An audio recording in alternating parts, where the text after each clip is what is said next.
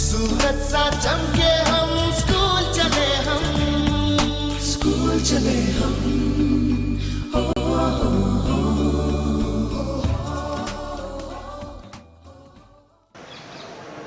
मेरा नाम केतन जोशी है। मैं शासकीय उमावी बरबोधना में माध्यमिक शिक्षक के रूप में कार्य करता हूँ।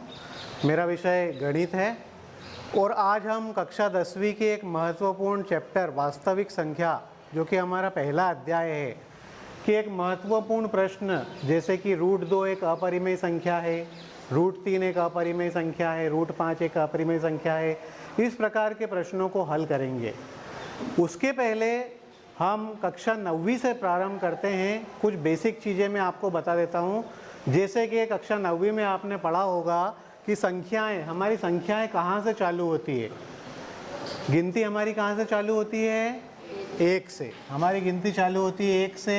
1 2 3 4 ये जो 1 से जितनी भी संख्याएं चालू होती है ये कहलाती है प्राकृत संख्याएं। कौन सी संख्या कहलाती है? प्राकृत संख्याएं।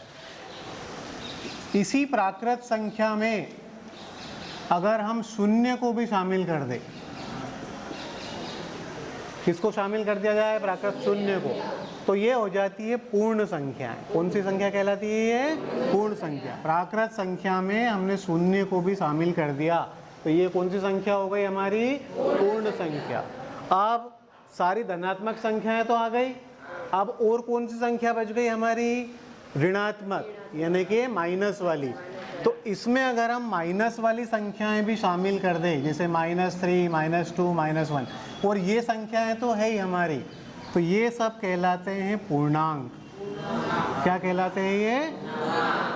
आगे समझ में? सबसे पहले हमने प्राकृत संख्याओं की बात करी जो 1 से चालू हो रही है। उसके बाद हमने 0 को भी ले लिया तो वो पूर्ण संख्याएं हो गई। उसके बाद हमने इसमें पूर्णांक को भी शामिल कर दिया, है ना, यानी माइनस वाली संख्याएं भी शामिल कर दी। अब उसके बाद हमारे सवाल में जो काम आएगी संख्या, वो है परिमेय संख्या। कौन सी संख्या? परिमेय संख्या। परिमेय संख्या वह संख्या होती है जिसे हम P/Q के रूप में व्यक्त कर सके। किस रूप में व्यक्त कर सके? हम P/Q के रूप में व्यक्त कर सके। जैसे कि 3/5, ये कौन सी संख्या है? एक परिमेय संख्या है। अब ये परिमेय संख्या ही क्यों है? क्योंकि इसका अंश और हर तो पता है ना। अंश मतलब ऊपर वाली संख्या और हर मतलब नीचे वाली संख्या। तो वह संख्या जिसका अंश तथा हर दोनों पूर्णांक हो, दोनों क्या हो? पूर्णांक हो, ये कहलाती है परिमेय संख्या। इसमें एक और शर्त होती है, इसमें जो बटे वाली संख्या यानी Q, ये 0 के बराबर नहीं होना चाहिए। किसके बराबर नहीं होना चाहिए? 0 के। बराबर का चिन्ह था, बराबर को अपन ने काट दिया तो कौन सा चिन्ह हो गया? ये बराबर नहीं। आगे समझ में इतना? तो ये अपनी परिमेय संख्या की भी बात हो गई। अब परिमेय संख्या के बाद अपना जो सवाल है वो अपरिमेय संख्या के ऊपर आधारित है। अब अपरिमेय संख्या कौन सी होगी? जिसको हम P/Q के रूप में व्यक्त ना कर सके, वो कौन सी संख्या है? अपरिमेय संख्या। जैसे कि √2, √3, √5, 6 + √2, और एक और चिन्ह देखा होगा आपने पाई। कौन सा चिन्ह है? पाई का। ये सारी संख्याएं होती है, ये कौन सी संख्या है? ये अपरिमेय संख्या। तो ये हमने विभिन्न संख्याएं देखी, प्राकृत संख्या, पूर्ण संख्या, पूर्णांक, परिमेय संख्या और अपरिमेय संख्या। अब जो हमारा सवाल है कक्षा 10वीं में, हमें सिद्ध करना है कि ये √2 एक अपरिमेय संख्या है, या √3 एक अपरिमेय संख्या है, या 6 + √2 क्या है? एक अपरिमेय संख्या है। अपन सिद्ध करते हैं कि √5 एक अपरिमेय संख्या है। √5 कैसी संख्या है? एक अपरिमेय संख्या है। तो देखो, 5 की जगह √2 भी हो सकता है, √3 भी हो सकता है। अपने को विधि याद होनी चाहिए, है ना। 5 की जगह चाहे 2 आ जाए, चाहे 3 आ जाए, अपने को विधि से मतलब है। इस सवाल को हम कॉन्ट्राडिक्शन मेथड से हल करेंगे, यानी कि विरोधाभास से। उल्टा मान लेंगे इसको। क्या मान लेंगे अपन? उल्टा मान लेंगे। अब उल्टा क्या मान लेंगे? क्या सिद्ध करना है अपने को? अपरिमेय सिद्ध करना है तो अपन इसमें उल्टा मान लेते हैं। उल्टा क्या मान लेंगे, इसको परिमेय मान लेंगे। माना √5 एक परिमेय संख्या है। क्या मान लिया अपन ने कि √5 कैसी संख्या है, परिमेय संख्या है। अब परिमेय संख्या है तो इसको अपन किस रूप में लिख सकते हैं, अभी बताया था मैंने। हाँ बोलो, वेरी गुड, P/Q के रूप में या A/B के रूप में। तो √5 को अपन किस रूप में लिख सकते हैं, A/B के रूप में लिखा जा सकता है इसको, जहां A तथा B सह अभाज्य संख्या है। A तथा B क्या है, सहअभाज्य संख्या है, तथा B बराबर नहीं है 0 के। अब सहअभाज्य संख्याएं क्या होती है, सहअभाज्य संख्याओं का मतलब ऐसा होता है कि उनका उभयनिष्ठ गुणनखंड 1 हो, सिर्फ 1 हो। यानी जैसे अपन संख्या लिखते हैं 2/3, 2/3, तो इन दोनों में 1 का ही भाग जाएगा और इसमें भी किसका भाग जाएगा, 1 का। यानी इसके अलावा किसी से भी भाग नहीं जा सकता 2 और 3 में। ऐसी कोई कॉमन संख्या नहीं है। जैसे 5 तो 2 में 5 से भाग नहीं जाएगा और 3 में भी 5 से भाग नहीं जाएगा। इसलिए ये कैसी संख्या है, ये सह अभाज्य संख्या है। इसलिए अपन ने लिखा है कि A तथा B कैसी संख्या है, सह अभाज्य संख्या है, तथा B बराबर नहीं है किसके, 0 के। ठीक है। अब इसके बाद क्या करना पड़ता है, इसमें दोनों पक्षों का वर्ग कर देंगे अपन। क्या कर देंगे, दोनों पक्षों का वर्ग करने पर, दोनों पक्ष मतलब कौन कौन से, LHS और RHS, लेफ्ट हैंड साइड और राइट हैंड साइड, इसका भी वर्क करेंगे और इसका भी वर्क करेंगे। तो दोनों का वर्क कर दो, √5 का वर्ग बराबर A/B का वर्ग। दोनों पक्षों का क्या करना है अपने को, वर्ग। वर्ग मतलब स्क्वायर। ठीक है। अब इसका अगर वर्ग करना है तो किसी भी संख्या का वर्ग कैसे किया जाता है, जैसे मान लो अपने को 4 का वर्ग करना है तो 4 का वर्ग उस संख्या का उसी में गुणा करना है। किसी भी संख्या का वर्ग और वर्गमूल में बहुत कंफ्यूजन होता है, वर्ग और वर्गमूल में। तो वर्ग कैसे निकालते हैं, उस संख्या का उसी में गुणा करते हैं। यानी 4 में 4 का गुणा कर देंगे अपन तो कितना आ जाएगा, 16। इसी प्रकार √5 का अगर वर्ग करना है तो अपने को √5 में √5 का गुणा करना पड़ेगा। √5 गुणित √25, √25, रूट मतलब वर्गमूल, तो 25 का अपने को वर्गमूल लेना है। तो 25 का वर्गमूल कितना आ जाएगा, 5। आ गया समझ में। √5 का वर्ग कितना आ गया, 5, बराबर यहाँ पे अलग अलग वर्ग कर देंगे, है ना। A का वर्ग कर देंगे A² बटे, यहाँ B का वर्ग कर देंगे B²। ये स्टेप भी क्लियर है। अब अपन इसका क्रॉस गुणा हो जाएगा, 5 का गुणा यहाँ हो जाएगा 5B², है ना। इस 5 का यहाँ गुणा कर दिया अपन ने, बराबर क्या बचा, इस तरफ क्या बचा, ये B² का तो इधर गुणा हो गया। अब यहाँ पे क्या बचा, इस तरफ A²। इस 5 को अपन बराबर के उस तरफ ले जाते हैं। तो जब बराबर के उस तरफ संख्या हो जाएगी तो इन दोनों के बीच में कोई चिन्ह नहीं है, कोई चिन्ह नहीं है मतलब गुणा है। गुणा वाली संख्या जब उधर जाती है तो क्या होता है, जैसे प्लस वाली संख्या उधर जाती है तो माइनस हो जाती है, ऐसे ही जब गुणा वाली संख्या उधर जाती है तो वो बटे में आ जाती है। कहाँ आ जाएगी ये, बटे में। A² बटे 5, ये 5 को बराबर के उस तरफ ले गए तो कहाँ आ गई वो, बटे में। इसको दे देते हैं अपन समीकरण नंबर 1। ठीक है। अब देखो इसका मतलब क्या हुआ, A² बटे 5, इसका मतलब ये है कि A² में 5 का भाग जा रहा है ना। बटे में मतलब भाग जाएगा इसका, तो ये अपने को लिखना पड़ेगा। क्या लिखेंगे अपन कि A² में, शुद्ध हिंदी में लिख देंगे अपन, कोई दिक्कत नहीं उसमें। A² में 5 का भाग जा रहा है, इसलिए अब A² में जा रहा है तो A में भी जाएगा, इसलिए A में भी क्या होगा, 5 का भाग जा। अब ए स्क्वायर मतलब 5 मान लो, 5 का वर्ग कितना होता है 25।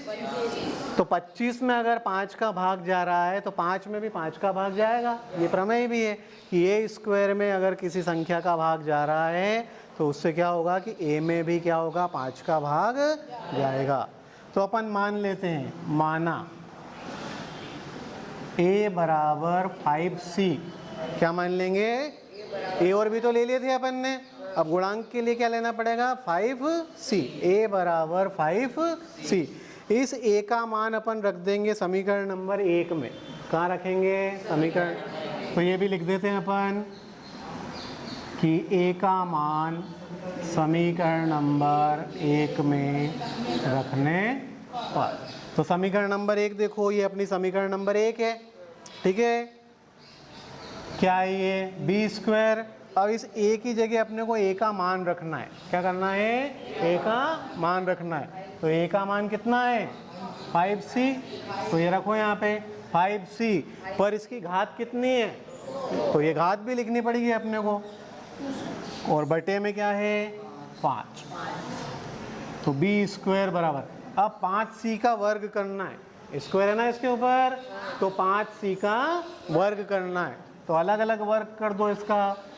5 का वर्ग कितना आएगा 25, और c का वर्ग करेंगे तो कितना आएगा c स्क्वायर, और बटे में क्या है 5, ठीक है। इस 25 में अपन 5 का भाग दे देते हैं, 5 बार जाएगा। हाँ 5 का भाग सबको याद है, कितनी बार भाग जाएगा 5 बार। अब क्या बचा, बी स्क्वायर बराबर 5c स्क्वायर, ठीक है। अब इस 5 को भी अपन इधर ले आते हैं, ये 5 भी कहाँ जाएगा बटे में, बी स्क्वायर बटे 5 बराबर c स्क्वायर। ये ऐसी समीकरण बन गई देखो, है ना, बी स्क्वायर बराबर ए स्क्वायर बटे 5, और उधर क्या आ गया बी स्क्वायर बटे 5 बराबर c स्क्वायर। तो यहाँ अपन ने क्या लिखा था कि ए स्क्वायर में 5 का भाग जा रहा है, इसलिए ए में भी किसका भाग जाएगा 5 का भाग जाएगा। तो यहाँ क्या लिख देंगे, ए की जगह बी कर दो। क्या कर देंगे, ए की जगह बी, मतलब बी स्क्वायर में 5 का भाग जा रहा है, ठीक है, इसलिए बी में भी क्या होगा 5 का भाग जाएगा, ठीक है। तो अब क्या सिद्ध हो गया इससे, ए स्क्वायर में भी 5 का भाग जा रहा है तो ए में भी जाएगा, और बी में भी किसका जाएगा 5 का भाग। तो ये अपने को एक संख्या और मिल गई जिसका ए और बी दोनों में भाग जा रहा है। कौन सी संख्या है वो 5, जबकि ऐसा नहीं होना चाहिए। क्या देखा था यहाँ अपन ने कि एक के अलावा किसी भी संख्या का भाग इसमें नहीं होना चाहिए, ठीक है। जबकि अपने से क्या हो गया कि इसमें दोनों में किसका भाग जा रहा है 5 का भाग जा रहा है। इसका मतलब क्या हुआ कि हमने जो माना था वो गलत माना था। क्या हुआ था, गलत माना था। तो हाँ, इसलिए अपन ने क्या माना था कि √5 कैसी संख्या है, एक परिमेय संख्या है। तो यहाँ लिखना पड़ेगा अपने को, इसलिए हमारी कल्पना क्या है, गलत है। जो अपन ने माना वो गलत है। तो क्या माना था अपन ने कि √5 एक परिमेय संख्या है, तो ये गलत हो गया। तो अब ये गलत नहीं है तो सही क्या है, इसलिए √5 एक अपरिमेय संख्या है।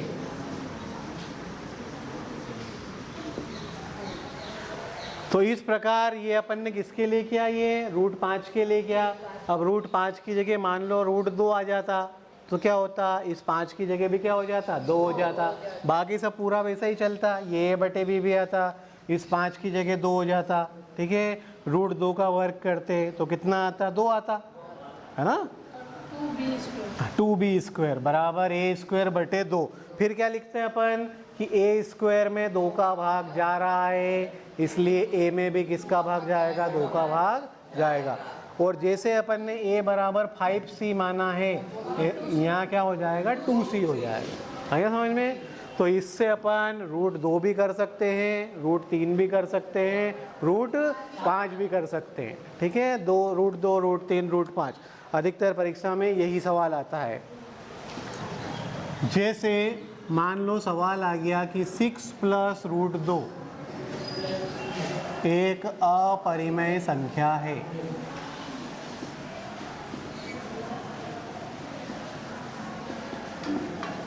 ये अपने को सिद्ध करना है। अब अभी अपन ने खाली √2 करी है ना, अभी क्या, अब इसके साथ ऊज आ गया, ये 6 प्लस भी आ गया। अब ऐसा कैसा भी सवाल हो, जैसे ये हो 6 माइनस √2 हो, या 6 √2 हो, या 6/√2 हो, कोई सा भी सवाल अपन इस विधि से कर सकते हैं। इस सवाल को करने के दो तरीके हैं, दोनों तरीके बताता हूँ मैं, ठीक है। अब पहला तरीका क्या है कि जो अपन ने सवाल अभी करा √2 एक अपरिमेय, इसको सिद्ध कर दो, है ना। जैसे अभी अपन ने सिद्ध करा, इसको ऐसा कैसा पूरा सिद्ध कर दो। तो ये कौन सी संख्या हो जाएगी? √2 कैसी संख्या है? ये 6 कैसी संख्या है? ये परिमेय संख्या है। और √2 कैसी संख्या है? ये अपरिमेय संख्या है। तो परिमेय और अपरिमेय संख्या का चाहे जोड़ हो, चाहे घटाव हो, चाहे गुणा हो, चाहे भाग हो, ये सब अपरिमेय ही होता है। क्या होता है? ये अपरिमेय। चाहे जोड़ हो, चाहे घटाव हो, चाहे गुणा हो, चाहे भाग हो। जैसे मान लो ये सवाल आ गया, तो अपन √2 वाला पूरा सवाल कर देंगे सिद्ध, और फिर यहाँ लास्ट में क्या लिख देंगे कि हम जानते हैं कि 6 एक परिमेय संख्या है। 6 कैसी संख्या है? परिमेय। और √2 कैसी संख्या है? अपरिमेय संख्या है। परिमेय और अपरिमेय संख्या का योगफल या योग, जोड़ मतलब योग, है ना। परिमेय और अपरिमेय संख्या का योगफल हमेशा कैसा होता है? अपरिमेय होता है। इसलिए 6 प्लस √2 कैसी संख्या है? एक अपरिमेय संख्या है। अगर मान लो माइनस वाला आ जाए तो फिर वही तरीका, इसको पूरा सिद्ध कर दो √2 को, और फिर क्या लिख देंगे? वही, हम जानते हैं कि 6 एक परिमेय संख्या है और √2 अपरिमेय संख्या है। अब योग की जगह क्या शब्द आ जाएगा? माइनस को अपन हिंदी में घटाव या अंतर कहते हैं। क्या कहते हैं? अंतर। तो यहाँ लिखना पड़ेगा, हम जानते हैं कि परिमेय और अपरिमेय संख्या का अंतर, प्लस की जगह क्या हो जाएगा? माइनस। परिमेय और अपरिमेय संख्या का अंतर हमेशा क्या होता है? अपरिमेय होता है। इसलिए 6 माइनस √2 एक कैसी संख्या है? अपरिमेय संख्या है। ठीक है। एक तरीका तो ये हो गया इस सवाल को हल करने का, ये पहला तरीका। अब इससे एक छोटा सा तरीका भी है कि इसी सवाल को छोटे तरीके से कैसे करेंगे। पहली विधि में अपने को क्या करना पड़ेगा? ये पूरा सिद्ध करना पड़ेगा। तो ये अपने आप में एक बड़ा सवाल है ना। और उसके बाद 2-3 लाइनें अपनी और बढ़ जाएगी लिखने की, तो ये और बड़ा सवाल हो गया। तो अब अपन इसको एक दूसरे तरीके से करते हैं, सेकंड मेथड। इसमें भी वही अपन मानेंगे कि माना 6 प्लस √2 एक कैसी संख्या है? परिमेय संख्या है। अब परिमेय संख्या है तो इसको किस रूप में लिख सकते हैं अपन? अभी लिखा था अपन ने 6 प्लस √2 बराबर a/b। तो ये परिमेय संख्या को अपन किस रूप में लिख सकते हैं? a/b के रूप में लिख सकते हैं। जहाँ वही लिखेंगे साइड में, जहाँ a तथा b दो सह अभाज्य संख्याएं हैं।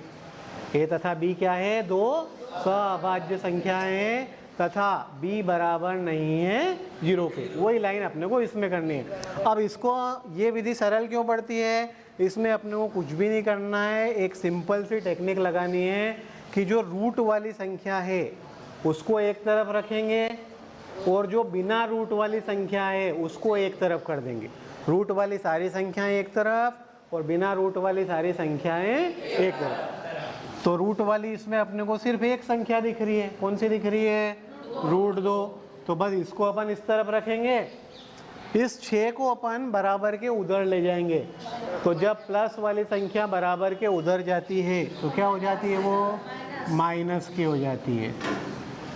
तो प्लस का 6 उधर गया तो कैसा हो गया? ये माइनस का 6। ठीक है। आगे टेक्निक समझ में क्या करना है? रूट वाली संख्याएं एक तरफ रखना है और बिना रूट वाली संख्याएं एक तरफ करना है। तो अपन ने √2 को तो इस तरफ ही रखा, इस प्लस के 6 को उधर ले गए तो कैसा हो गया? ये माइनस का 6।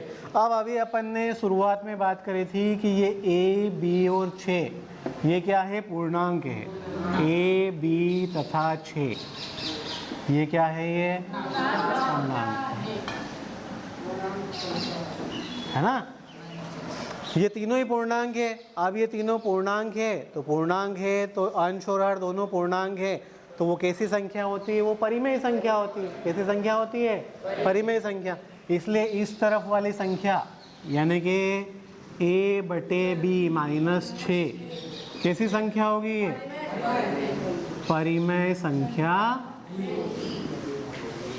होगी। इस तरफ वाली संख्या कैसी संख्या हो गई? ये परिमेय संख्या हो गई। और इसी के बराबर में क्या है? √2 LHS और RHS, तो ये दोनों आपस में बराबर है। अब इसका मतलब ये हुआ कि अगर ये परिमेय संख्या है तो इसके जो लेफ्ट हैंड में है √2 ये भी कैसी संख्या होनी चाहिए? परिमेय होनी चाहिए। तो इसलिए क्या लिख देंगे अपन? √2 भी कैसी संख्या है? परिमेय संख्या है।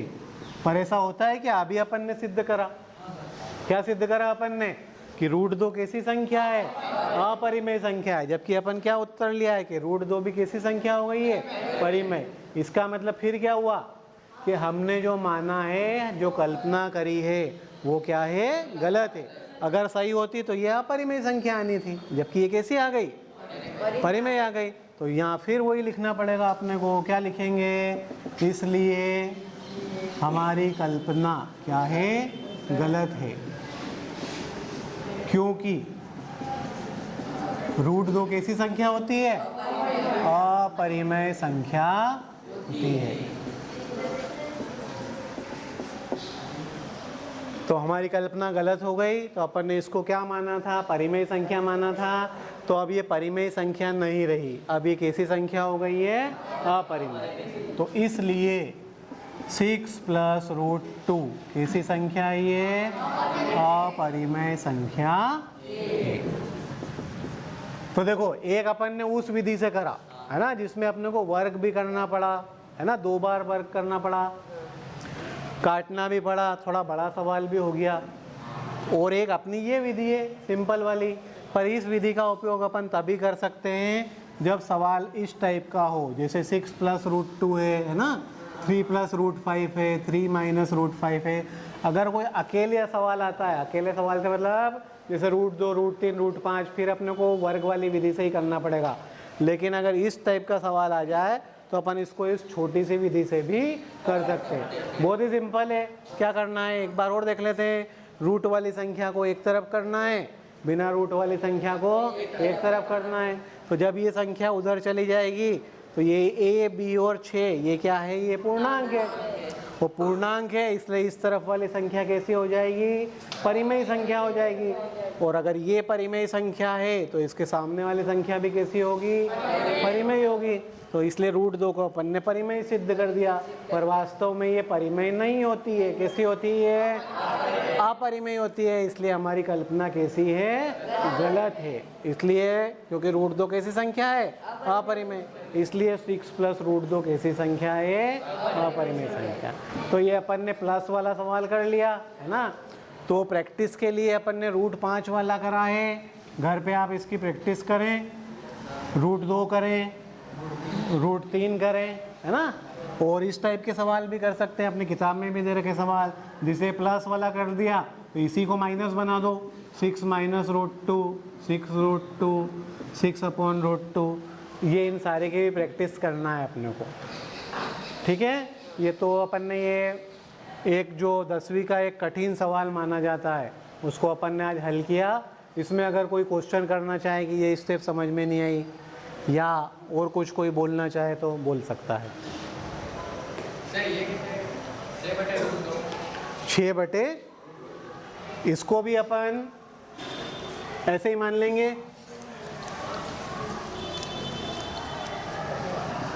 6 बटे √2 बराबर, इसको भी किसके रूप में मान लेंगे?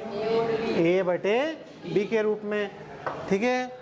आपने को क्या करना है? रूट वाली संख्या सब एक तरफ करना है, बिना रूट वाली संख्या सब एक तरफ करना है। तो अपन इसका गुणा कर देते हैं, क्रॉस मल्टीप्लिकेशन, है ना। √2 का गुणा इधर कर देते हैं, √2a बराबर 6 का गुणा इधर हो जाएगा 6 भी। अब अपने को खाली ये रूट वाली संख्या रखनी है इधर, तो इस a को भी बराबर के उस तरफ ले जाएंगे। जब इसको बराबर के उस तरफ ले जाएंगे तो ये कहाँ आ जाएगा, ये बटे में 6b/a। ठीक है। अब यहाँ फिर वही लिख दो अपने कि b, a और 6 ये सब क्या है, पूर्णांक है। बस खाली समीकरण जमानी है, उसके बाद जो मेथड है उसकी जो विधि है, शब्द वो के वही आएंगे उसमें, चाहे प्लस हो चाहे माइनस हो, गुणा हो चाहे भाग हो, शब्द वही आएंगे। वही मतलब सब में अपने को यही लिखना है कि a भी पूर्णांक है, b भी पूर्णांक है, 6 भी पूर्णांक है, ये सब में आएगा। संख्या जो भी हो 6 की जगह वो सब में आएगा। ये पूर्णांक है तो वापस वही लिखना पड़ेगा, चूंकि ये सभी पूर्णांक है इसलिए ये कैसी संख्या हो गई है, परिमेय। ये परिमेय है तो ये भी कैसी हो गई, परिमेय हो गई।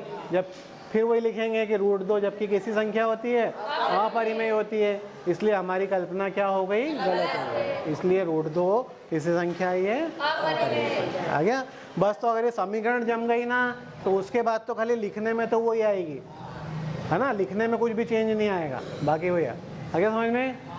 ठीक है, तो आज अपन ने ये एक टॉपिक का अध्ययन किया। ऐसे कम से कम 10 टॉपिक है। कितने टॉपिक है, 10। तो एक एक करके अभी अपन इन रोज एक एक टाइप का अपन सवाल करेंगे। ये वो सवाल है जो कठिन छांटे गए हैं कि बच्चों को विशेषकर ये कठिन लगते हैं, है ना। निदानात्मक में अपन सरल तो पढ़ ही लेते हैं, है ना, तो कठिन के लिए भी कुछ होना चाहिए ताकि अपन 100 में से 100 नंबर ला सके, है ना। तो इसलिए अपन ने आज इस टॉपिक का अध्ययन करा। नेक्स्ट जब भी अपनी क्लास होगी अपन कोई दूसरा अध्याय और दूसरा टॉपिक लेकर आएंगे। ठीक है, थैंक यू। तो आज हमने जिला शिक्षा अधिकारी महोदय के आदेशानुसार, उनकी ऐसी मंशा है कि सरल टॉपिक तो हम निदानात्मक कक्षाओं में पढ़ ही लेते हैं, लेकिन जो अच्छे बच्चे हैं जो 100 में से 100 मार्क्स ला सकते हैं, तो मेरे ख्याल से रतलाम जिला शायद प्रदेश का पहला जिला ऐसा होगा जहां इस प्रकार की कक्षाएं भी चल रही हैं। तो आदरणीय सर के मार्गदर्शन में और आदरणीय श्री केरावत सर के मार्गदर्शन में हमने कक्षा 9 से लेकर 12 तक के कुछ अलग अलग कठिन टॉपिक छांटे हैं, जो हम कक्षा 9 से लेकर 12 तक अलग अलग क्लासों में पढ़ाएंगे। और जैसा कि आज आपने देखा कि हमने आज कक्षा 10वीं के पहले अध्याय वास्तविक संख्याओं के एक महत्वपूर्ण प्रश्न जैसे कि √2, √3, √5 एक अपरिमेय संख्या है को सिद्ध किया। और आगे भी हम इसी प्रकार के और जो हार्ड स्पॉट नाम दिया गया है इसको, हार्ड स्पॉट यानी कि जो बच्चों को कैसे लगते हैं, कठिन लगते हैं, तो ऐसे हमने कुछ 10-12 टॉपिक छाटे हैं और हर एक क्लास में हम हर एक टॉपिक का अध्यापन करवाएंगे, जिससे निश्चित रूप से आपके 100 में से 100 अंक प्राप्त होंगे। धन्यवाद।